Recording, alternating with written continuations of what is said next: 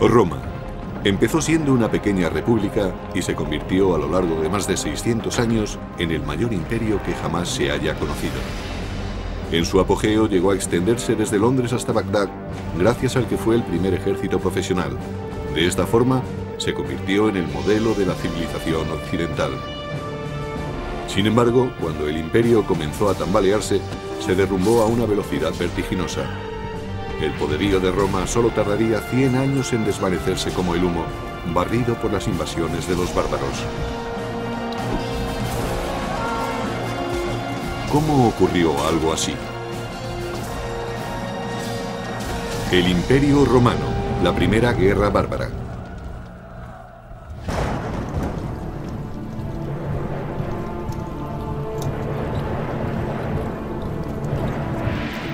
Estamos a finales del siglo II a.C., 100 años antes de la crucifixión de Jesús, una década antes del nacimiento de Julio César.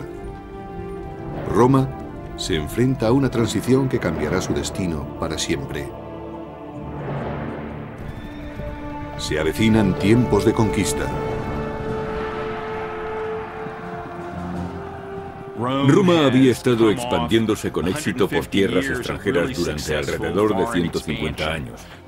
Había derrotado a Cartago en África, su gran enemigo mediterráneo, y empezaba a extenderse por el norte hasta España, aunque estas conquistas resultaron difíciles de mantener. Pero mientras Roma conquistaba un lugar en el mundo mediante brutales campañas, la República se enfrentaba a un cataclismo que forzaría a los romanos a cambiar el sistema senatorial por la dictadura absoluta de un emperador.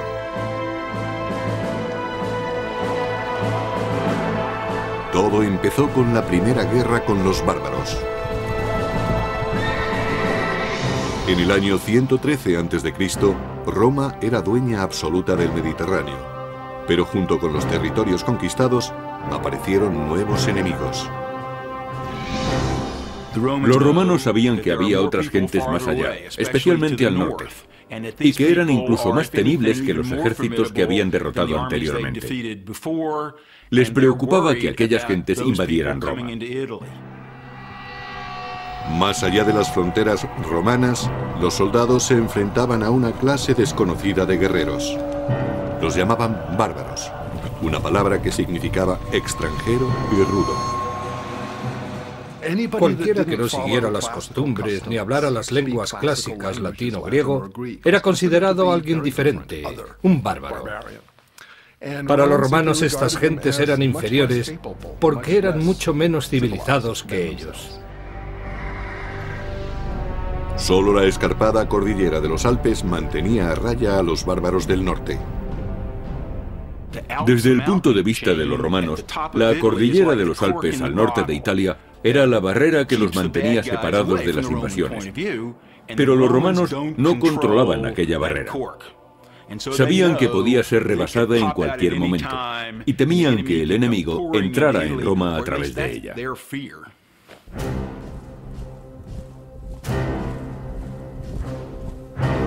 El ejército de Roma hacía guardia contra la amenaza de los bárbaros.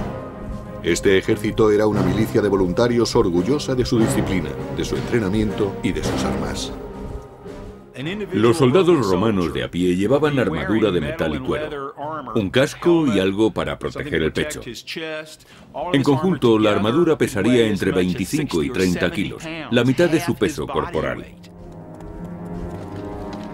El peso de las conquistas de Roma descansaba sobre los hombros de guerreros endurecidos en combate.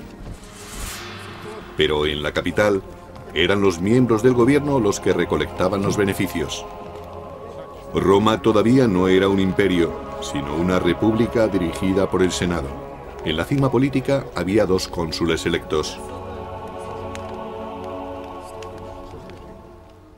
Eran los cargos civiles y militares más altos y con mayor poder de Roma. Por encima de todo estaba la dirección del ejército. La seguridad nacional era lo primero.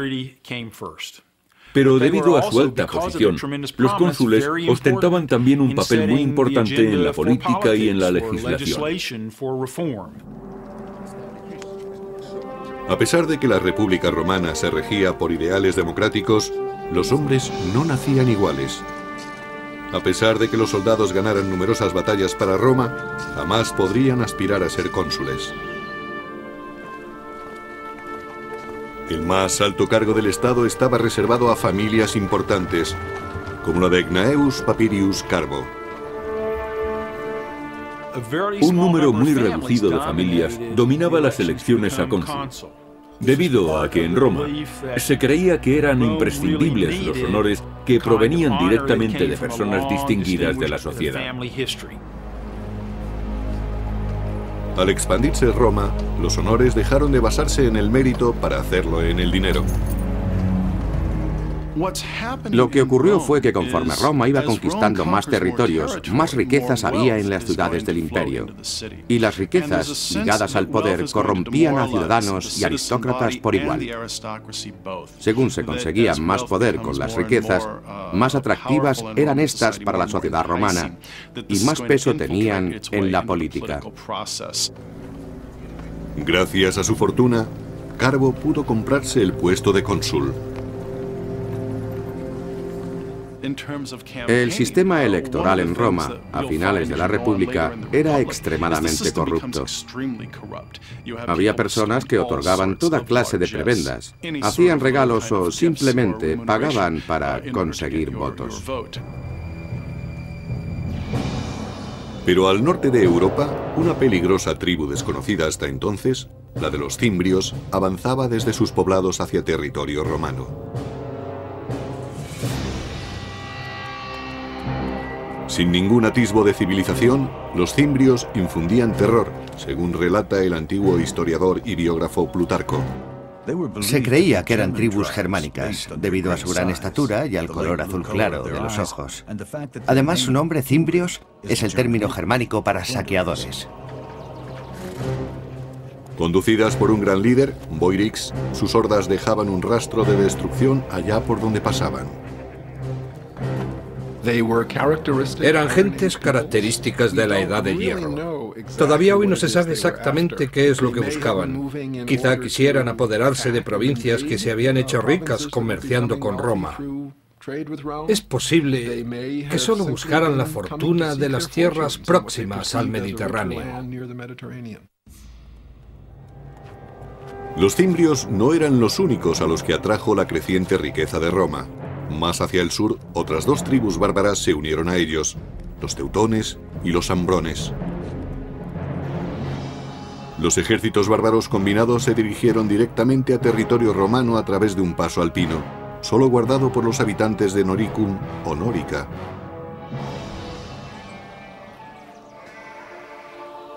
Aunque Nórica no era territorio romano, su proximidad hacía que su gente estuviera fuertemente ligada a la República Romana.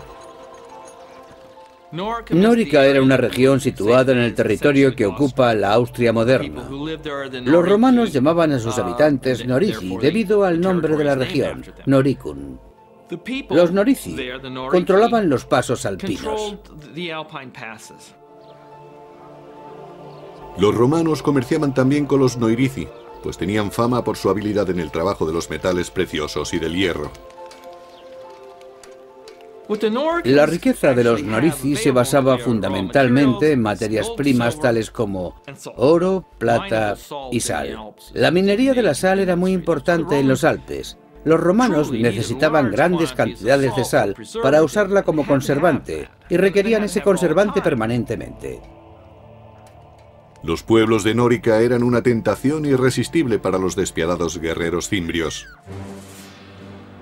No les faltaban armas, por lo que podían iniciar un saqueo en cualquier momento.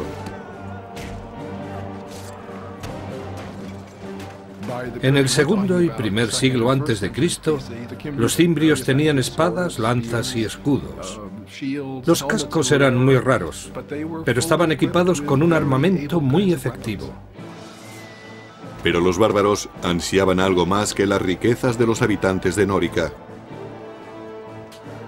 Los bárbaros del norte emigraban para conquistar nuevas tierras. Su objetivo no era simplemente realizar una incursión y marcharse. Querían vivir cerca de Roma. Los artesanos de Nórica no tenían ninguna posibilidad contra los guerreros del norte.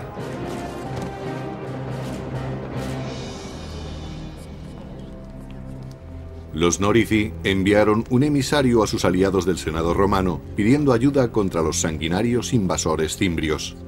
Para ello se dirigieron al aristócrata Carbo, cuyas maniobras políticas habían dado finalmente sus frutos. Ahora ocupaba el puesto de cónsul, el hombre más prestigioso de toda Roma. Carbo ordenó a su ayudante que empezara los preparativos para la guerra. Tenía solo un año para ganar la gloria y la riqueza que da la victoria.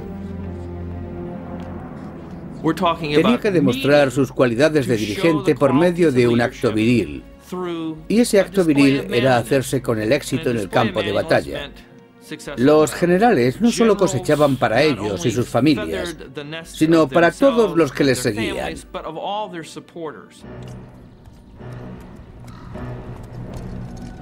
Carbo aceptó el reto y llevó sus tropas a Nórica.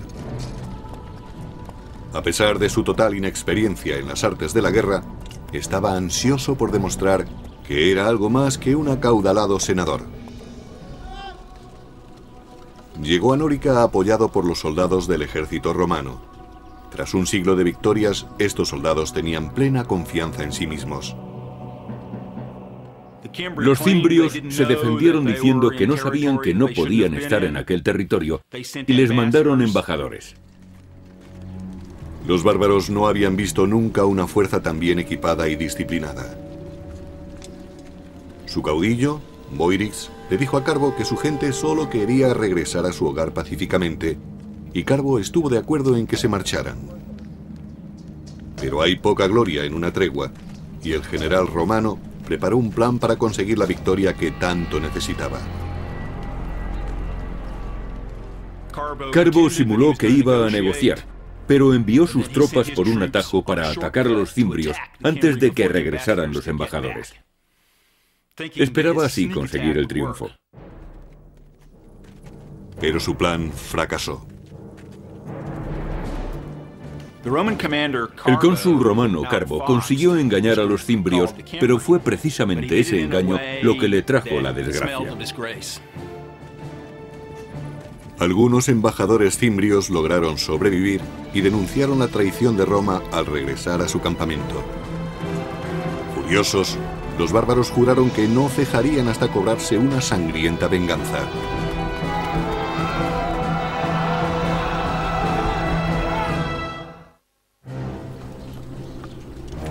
En 113 a.C., el general romano Carbo parlamentó en busca de paz con unos violentos bárbaros, los cimbrios, pero finalmente se retractó y asesinó a sus embajadores. Su traición despertó la ira de los bárbaros, quienes daban un gran valor a la palabra dada. Jurando vengar a sus camaradas caídos, los cimbrios devolvieron el golpe con súbita furia. Así lo escribió el biógrafo clásico Plutarco. Su valor y osadía no tenían parangón. Se lanzaron a la batalla con la velocidad del rayo. Nada podía detenerles.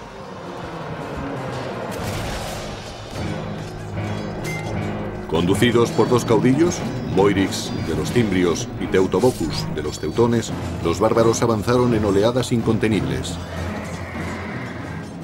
Por la arqueología sabemos que disponían de buenas armas, tan buenas como las de los romanos. Hoy sabemos que estaban organizados militarmente, es decir, que la infantería estaba dirigida por oficiales, pero los romanos no se dieron cuenta de ello hasta que fue demasiado tarde. Carbo se encontró repentinamente desprovisto de las comodidades y privilegios de la vida política de Roma. Allí el lenguaje del poder era hablado con sangre y acero. Como cónsul magistrado jefe de la guerra, había fallado miserablemente. Debido a que el cargo de magistrado jefe de la guerra solo duraba un año, quien lo ocupaba solía ser un novato en el campo de batalla. Era frecuente que la dirección de la guerra estuviera en manos de ineptos y que ocasionalmente acabara en un desastre para Roma. La batalla de Nórica fue uno de esos desastres. Al final, los romanos evitaron ser masacrados gracias a una tormenta descomunal que descargó con fuerte aparato eléctrico truenos y lluvia.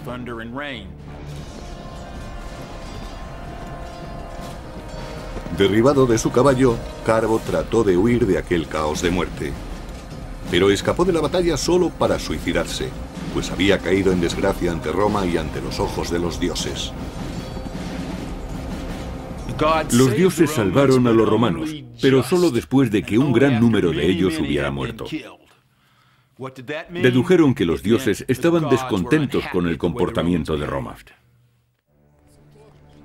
A pesar de lo ocurrido, los romanos siguieron creyendo que solo los aristócratas podían conducirlos a la victoria. Los romanos creían que lo antiguo era lo bueno y que lo nuevo era peligroso.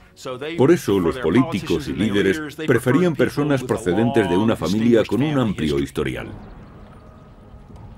A lo largo de la década siguiente, una serie de nobles más arrogantes que capaces dirigieron los ejércitos para proteger la provincia que Roma tenía en las Galias.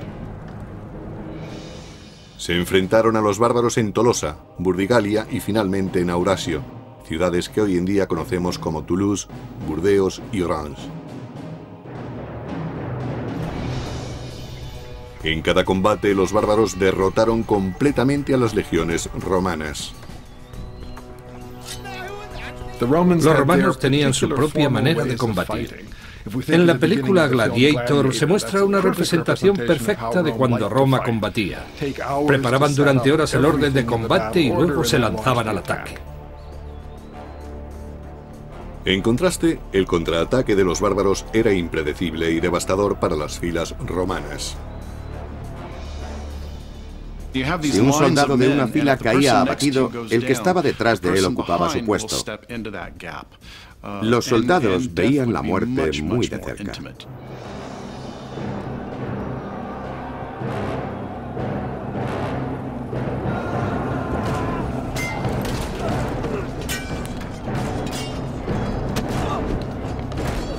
Los tributos de sangre fueron asombrosos.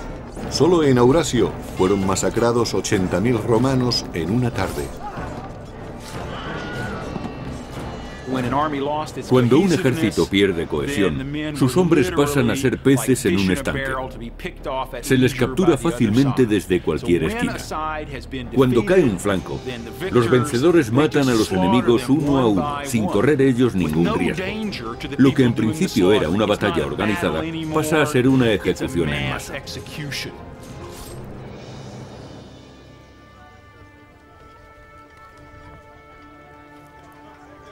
En el año 105 a.C., los cimbrios y sus aliados deseaban algo más que la sangre y el botín de Roma. Algunos miembros del clan habían ido allí a echar raíces. Eran agricultores y comerciaban con sus productos. Vivían en pequeños poblados. Cultivaban trigo, cebada, centeno, avena y mijo, una amplia variedad de cereales. También cultivaban lentejas, garbanzos y habas. El ganado era extremadamente importante. Criaban cerdos, cabras y corderos. La nueva situación alarmaba a los romanos. Para ellos, la amenaza no eran solo los guerreros bárbaros, sino también sus mujeres. La presencia de las mujeres indicaba a los romanos que los invasores habían llegado para asentarse. En otras palabras, eran grupos que llegaban para alterar significativamente la forma de vida romana, amenazando a sus valores fundamentales. Si solo fuera una incursión, no serían más que un grupo de jóvenes a los que podrían manejar fácilmente. Pero si traían a sus mujeres, se trataba de un fenómeno migratorio para establecerse que requería una solución más firme y a largo plazo. Se necesitaba un general que pudiera derrotar a los bárbaros de una vez por todas. El héroe que Roma buscaba desesperadamente emergió en otra frontera problemática a unos 1500 kilómetros, en Numidia, parte de la Argelia actual. Durante 8 largos años, los romanos solo habían experimentado derrotas, hasta ahora. El nombre del Salvador era Mario. Con arrojo e inteligencia aplastó a los ejércitos numidios del pérfido rey Yugurta.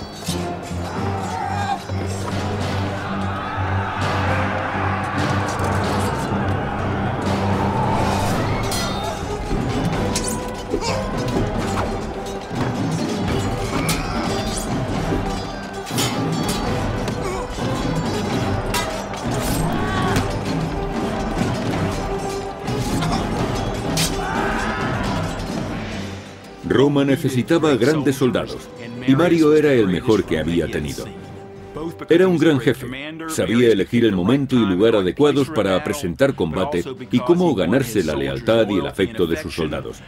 Cavaba trincheras junto a ellos. Comía la misma comida y estaba en mejor forma que ellos, aun siendo los soldados mejor preparados del mundo. Y lo hacía con naturalidad, pues Mario no era ningún aristócrata y hablaba con orgullo de sus orígenes humildes. No sé quiénes fueron mis antepasados, pero puedo enseñar mis medallas y otros honores militares, por no hablar de mis cicatrices, todas ellas ganadas en batalla. Estos son mis títulos de nobleza. Ahora, cuando los bárbaros del norte se acercaban, los romanos recurrieron a Mario, su última esperanza. Al final del segundo siglo a.C., una tribu bárbara muy violenta, los cimbrios, junto con sus aliados los teutones y los ambrones, arrasaron la frontera del norte. Una aterrorizada Roma recurrió entonces a su mejor general, el nuevo cónsul Mario. Era un probado jefe militar, y los romanos no querían fallar ahora contra los teutones y los cimbrios, que habían derrotado ejército tras ejército. Había que resolver inmediatamente el problema enviando a la batalla a un líder capacitado. Pero el gran Mario no podía dirigir sin hombres que le siguieran. Devastada tras una década de guerra, Roma pasaba por una escasez crítica de soldados. Los romanos llevaban años de luchas contra las tribus germánicas, y en esos años, el 113, 109, 107, 106 y 105 a.C., perdieron a muchos hombres en el campo de batalla. Por tanto, se enfrentaban a una terrible crisis. A pesar de una enérgica campaña de reclutamiento, Mario no logró encontrar suficientes terratenientes que quisieran luchar. Para ingresar en el ejército romano en la Alta República había que tener propiedades, recursos, y eso causaba problemas al ejército romano a la hora de conseguir un número suficiente de soldados. La solución de Mario fue tan sencilla como radical. Envió a reclutar soldados entre las gentes pobres que no poseían tierras. Si no había que tener propiedades para ser ciudadano romano, ¿por qué tenerlas para ser legionario? Muchos querían ser soldados, era un buen trabajo y muy emocionante. Brindaba buenas oportunidades para el saqueo, lo que garantizaba vino, mujeres y diversión. Y ofrecía la posibilidad de ver mundo a costa del gobierno. Ocurrió lo mismo que hoy en día en las oficinas de reclutamiento. Mario permitió que cualquiera pudiera ingresar en el ejército, con lo que Roma dispuso de una cantera de hombres mucho más extensa para formar sus legiones. En la sociedad romana convivían muchísimos más pobres que gente de clase media. La vieja guardia medía a los reclutas por sus ganancias. Mario eligió a los suyos por su aptitud para el combate. Si podían enfrentarse a un legionario, podrían enfrentarse a los bárbaros. Al extender la búsqueda de legionarios a todo el proletariado, se consiguió inmediatamente que el soldado corriente dependiera aún más del éxito del jefe. Se suponía que el general debía mantener a los soldados que trabajaran bajo sus órdenes y ser generoso con ellos. Atraídos por la promesa de ganar riquezas, surgió una nueva clase de soldados romanos. Mario prometió darles todas las armas y formación que necesitaran. Os enseñaré a derrotar al enemigo, a no temer más que a la desgracia, a dormir en el suelo y a luchar con el estómago vacío.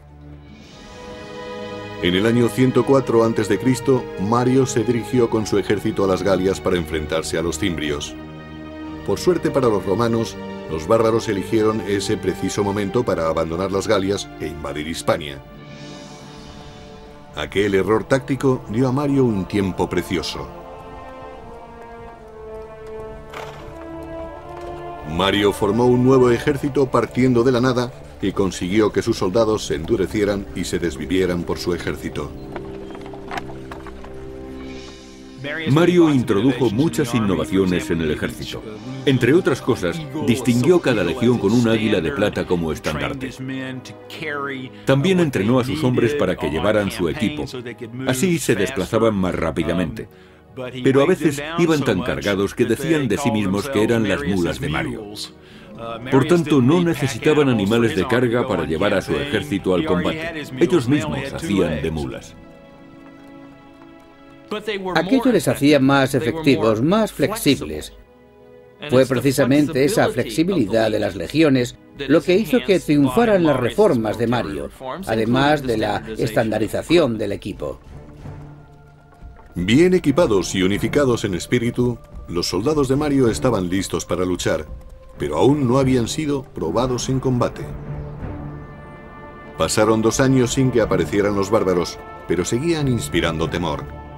Los romanos ignoraron los antiguos límites del mandato consular y reeligieron cónsul a Mario como magistrado jefe de la guerra. Para resolver parte del problema de la amenaza del norte, le dieron a Mario un mando extraordinario en los años 104, 103, 102, 101 y 100 para que siguiera siendo cónsul. Lo reeligieron una vez tras otra. Finalmente, la amenaza fantasma se hizo real en el año 102 a.C. Los cimbrios, teutones y ambrones partieron del norte y del oeste en dirección hacia Roma. Mario construyó una fortaleza cerca de Aurasio y envió otro destacamento para proteger Nórica. Sobre todo, debían proteger los accesos alpinos a Roma. Al cabo de unas semanas, la mitad de la horda de teutones y ambrones rodeaban el fuerte de Mario. Una visión terrible, según Plutarco. Sus tropas parecían infinitas. Su visión era espantosa. Su forma de hablar y sus gritos no se parecían a nada que hubieran oído antes. Sin embargo, Mario obligó a sus soldados a fijarse en ellos y a aprender. Mario era un militar brillante. Conocía la vida, la forma de pensar y la psicología de los soldados. Mario hizo que la República Romana confiara en que podían derrotar a los bárbaros más fieros del mundo. La fortaleza se mantuvo, y aunque los teutones y los ambrones no pudieron pasar, una fuerza de 150.000 hombres se dirigió hacia el sur en busca de otro paso entre los montes. Los romanos le siguieron a la distancia, sin prisas, esperando el momento y el lugar oportuno. Mario eligió el campo de batalla perfecto desde donde lanzaría el poderío de su poco convencional ejército.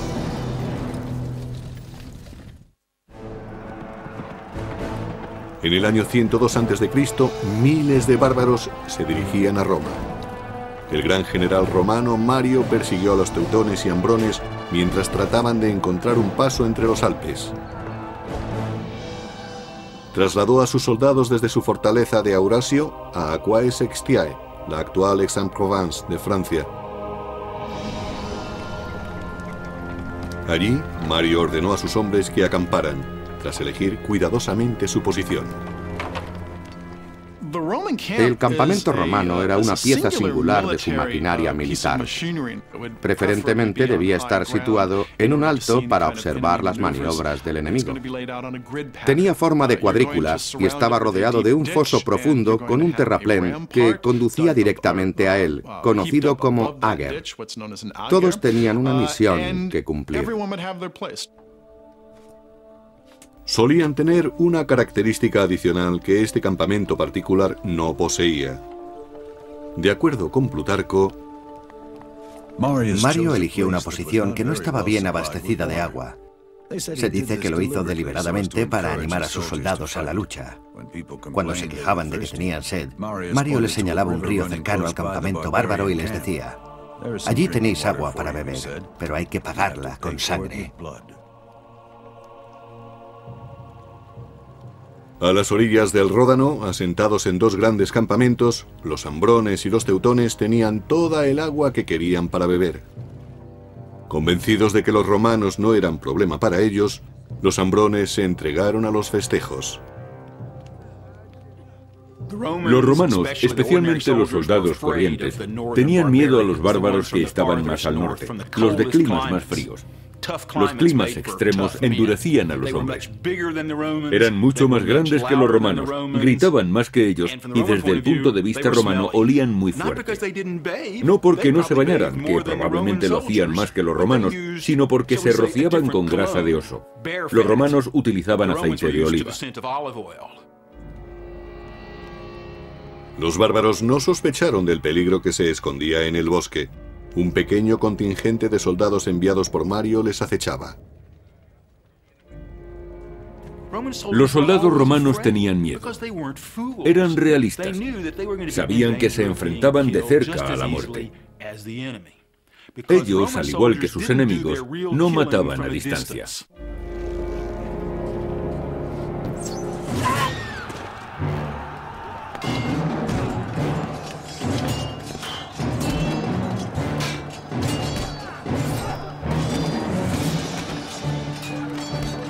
Las mulas de Mario se lanzaron al ataque, pero los bárbaros acudieron rápidamente en masa para contraatacar.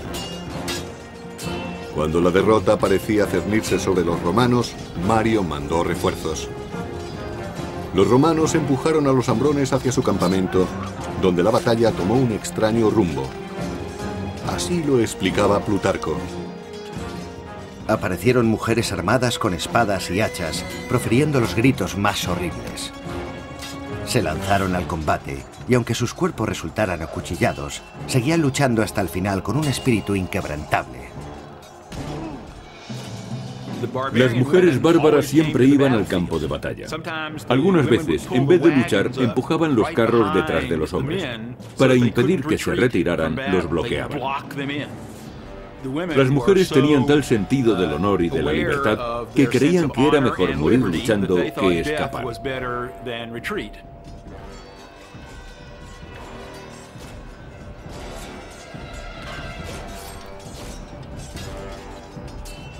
Para los romanos, aquellas mujeres resultaban increíblemente valientes y bravas. Creían que los bárbaros aceptaban los mayores riesgos al traer a sus familias al campo de batalla. Lo arriesgaban todo a una jugada. Su lema era vencer o morir, y eso incluye a todos, hombres, mujeres, niños y recién nacidos. Pero los romanos también tenían algo que proteger, su tierra y su honor. Con las artes que Mario les había enseñado, consiguieron su primera victoria contra los invasores germánicos en más de una década.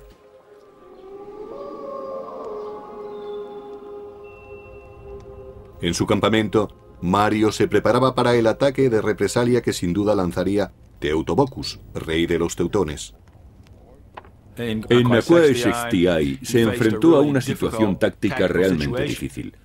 Como de costumbre, el enemigo era muy superior a los romanos, pero Mario supo elegir el momento y el lugar adecuados.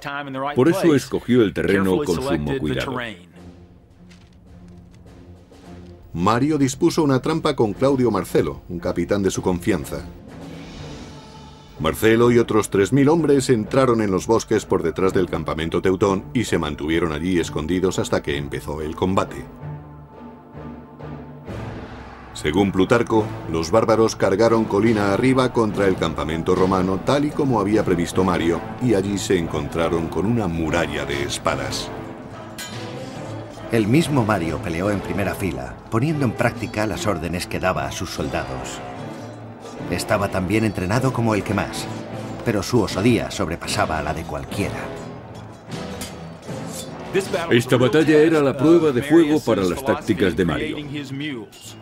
Había conseguido que sus soldados fueran lo suficientemente fuertes para permanecer en pie con toda su armadura y seguir en su puesto manteniendo la disciplina, incluso cuando el enemigo atacaba con fiereza. A continuación, se lanzaban contra ellos con sus espadas a modo de cuña móvil que caía de la colina despedazando las tropas enemigas. Cuando Mario y sus hombres forzaron a retirarse a los bárbaros, Marcelo y sus cohortes salieron del bosque. Peleando juntos hicieron que se desvaneciera cualquier esperanza de retirada del rey Teotobocus y sus guerreros. El número de bajas era incalculable. Los romanos masacraron más de 100.000 teutones. El resto pasaron a ser esclavos, botín de guerra que haría ricos a las mulas de Mario y a sus ayudantes. Se preocupaba no solo de sus soldados, sino también era muy generoso con los romanos de todas las clases sociales. Mario, al monopolizar el poder desde las alturas, se convirtió en un ejemplo a seguir, incluso para la clase senatorial.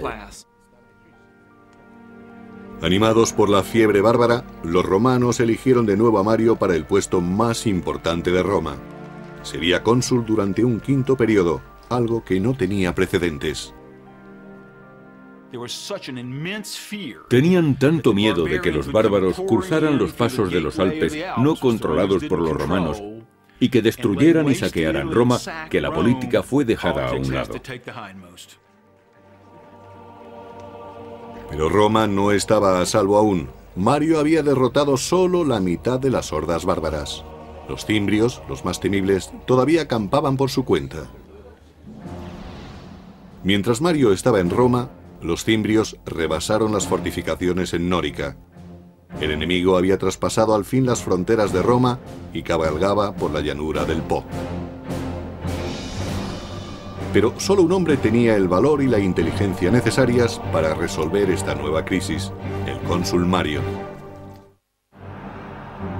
En el año 102 a.C., las mulas de Mario masacraron la violenta tribu de los teutones en el sur de las Galias, destruyendo la mitad de la fuerza bárbara. Pero entonces la tribu de los cimbrios cruzó los Alpes austríacos. Desde Roma, Mario se dirigió rápidamente a la llanura del Po, jurando eliminar a los bárbaros para siempre. Cuando Mario llegó al campamento romano, los cimbrios mandaron un mensajero. No querían atacarles, sino presentar una demanda. Los cimbrios dijeron a Mario que no querían pelea. Estaban allí porque deseaban tierras, como las que había recibido su tribu vecina al otro lado de los montes de Francia. Al parecer, los cimbrios no sabían nada de la derrota de sus camaradas teutones. Entonces Mario, con una sonrisa sarcástica, les dijo: no tenéis que preocuparos. Vuestros hermanos ya tienen sus tierras, y estamos deseosos de daros las mismas tierras a vosotros. Con eso quería decir que les darían una fosa. Incrédulos, los cimbrios pidieron pruebas. Así lo explicaba Plutarco. Mario, fingiendo solemnidad, les dijo: vuestro amigo está aquí, no os vayáis sin saludarlo. Y ordenó que Teutobocus, rey de los teutones, fuese llevado ante él cargado de cadenas. Mario no firmó ningún tratado con los cimbrios y su enviado se marchó jurando vengar a su aliado vencido. A pesar de la reciente victoria de Mario contra los bárbaros, los romanos seguían en franca inferioridad numérica frente a los guerreros del norte. Con una batalla en perspectiva, el gran general ordenó sacrificar un animal. Los romanos siempre hacían un sacrificio antes de entrar en combate, para saber si los dioses estaban de acuerdo con su plan bélico. Eso no garantizaba la victoria, pero les daba esperanzas. Los romanos creían seriamente en los presagios. La fe de los romanos era su escudo frente a la abrumadora superioridad del enemigo. Al término del siguiente día se produciría un sacrificio de sangre y esa sangre estaría en manos de los dioses. Mario examinó las entrañas del carnero buscando un signo y encontró que los cielos le favorecían.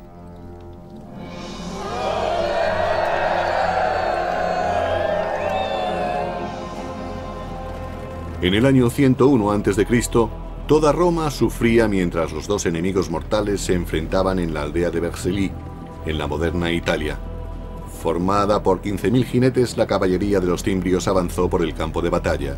Le seguía de cerca su temible infantería, miles de hombres en masa corriendo a toda velocidad. Cuando los romanos establecieron su línea de combate, Mario hizo una última petición a los dioses. Así lo explicaba Plutarco. Mario lavó sus manos y las alzó al cielo, jurando ofrecer un sacrificio de 100 bestias si conseguía hacerse con la victoria. En conjunto, los romanos contaban con algo más de 50.000 hombres para enfrentarse al doble de cimbrios. Eran la pesadilla de los romanos, pero Mario supo burlar al enemigo. Situó sus tropas de forma que el sol saliera por detrás de sus soldados, para que cuando estuviera en el cenit, se reflejara en las armaduras y éstas proyectaran destellos. Los bárbaros creyeron que el cielo estallaba en llamas y que los dioses estaban ayudando a sus enemigos. Notando la súbita ansiedad de los cimbrios, los romanos atacaron.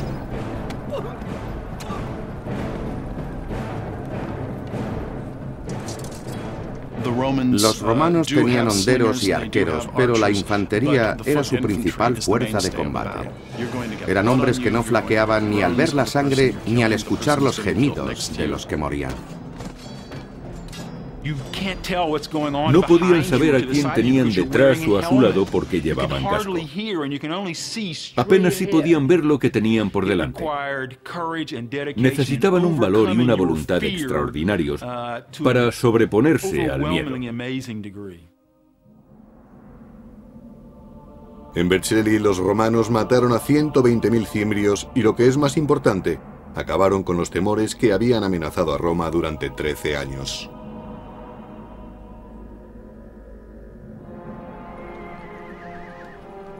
Tras la guerra, Mario volvió a Roma convertido en héroe. La multitud lo ensalzó como salvador de la República. A pesar de la vieja ley que no permitía ser cónsul 2 veces consecutivas, fue aclamado nuevamente para el puesto. Al hacerse de nuevo con el poder para el pueblo, Mario se acercaba cada vez más al concepto de jefe absoluto, el emperador. Y eso era exactamente lo que la aristocracia temía. Desaparecido el peligro de los bárbaros, muchos nobles se declararon abiertamente hostiles a Mario. Para permanecer en el poder, Mario tenía que buscar apoyos, y para ello acudió a políticos corruptos, partidarios del soborno y el asesinato. Desgraciadamente, Mario no supo elegir bien a sus aliados. En el terreno político, Mario no era decisivo, ni tenía la perspicacia que había tenido en combate con las lanzas y las espadas. Celoso de otros potenciales líderes militares, Mario ordenó asesinar a muchos de sus rivales. Bajo el mandato de Mario, la violencia se impuso al debate a la hora de dilucidar diferencias políticas. El general había salvado a Roma, solo para recortar el poder de la República. Sin embargo, Mario nunca perdió el afecto popular. En el año 86 a.C., poco antes de su muerte, le volvieron a elegir para un extraordinario 7º mandato consular. Dejó un legado de poder en manos de los militares y un legado de apoyo popular para el hombre que ostentara ese poder. Supuso un punto de inflexión que cambiaría el equilibrio de poder. En lugar de controlar el sistema consular entre varias familias, lo haría un único jefe militar. A partir de ese momento, el poder del dinero y el respaldo popular serían usados tanto como apoyo como para amenazar a los enemigos políticos. Y eso, al final, acabó convirtiéndose en un problema para la gobernabilidad de Roma. Cuando el imperio comenzaba a deslizarse lentamente hacia la dictadura, Roma entraría en un periodo de injusticia política y en una guerra de la que jamás se libraría.